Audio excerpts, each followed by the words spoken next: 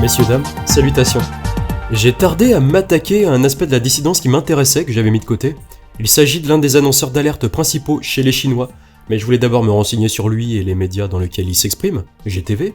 Et vous savez, au fait, GTV, c'est le média de stream auquel on doit l'authentification d'affaires de corruption, et surtout la promotion de la star X tendance du moment, vous savez, Hunter Biden, révélant au quotidien des images un peu hardeuses. Attention, oh là, non, attends, n'allez pas voir, hein. Après, faut rester sur factuel, puis après, se barrer. Donc, j'avais donc gardé de côté des vidéos de ce présentateur Wang Gang, en espérant pouvoir vous présenter l'ensemble de la dissidence chinoise un jour.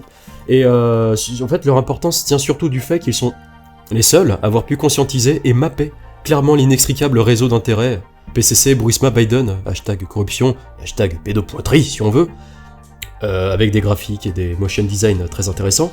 Et ils traitent aussi d'éléments assez inédits concernant des preuves de corruption liées au Biden, comme le fait qu'il y ait d'autres disques durs récupérés dans cette histoire, enfin, aussi le fait qu'ils interviewent souvent, hebdomadairement, le Dr Yann. Mais bon, en raison du manque de temps que j'ai, c'est un sujet à traiter ultérieurement à la saison actuelle des élections, Trump versus Deep State. Et pour y revenir, je vous laisse avec nos chers pognos, nos chers potos chinois quoi, au sujet de Biden. Et cela a été dit le 1er décembre. C'est parti. Ok, laissez-moi vous dire un truc. En fait, je le savais depuis hier soir. Selon une source de renseignement très fiable, mais Biden est allé voir McConnell, tout spécialement. Il est allé voir McConnell. Ouais, ok, je comprends, McConnell. Et alors? Ouais. C'est le leader de la majorité au Sénat. La 4e personne la plus influente à Washington. Et qu'est-ce qu'on y dit? En gros, que Biden lui-même sait qu'avec toutes ces affaires en cours, tout ce qui se passe au tribunal sur la fraude électorale, mais qu'il perdra complètement.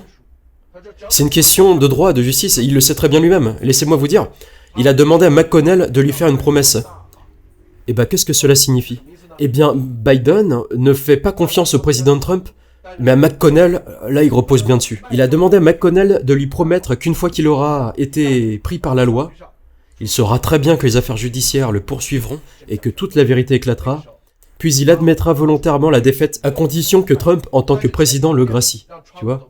Lui et sa famille, y compris le scandale du disque dur de Hunter Biden et d'autres problèmes. Mais cela vient vraiment d'une source fiable, hein.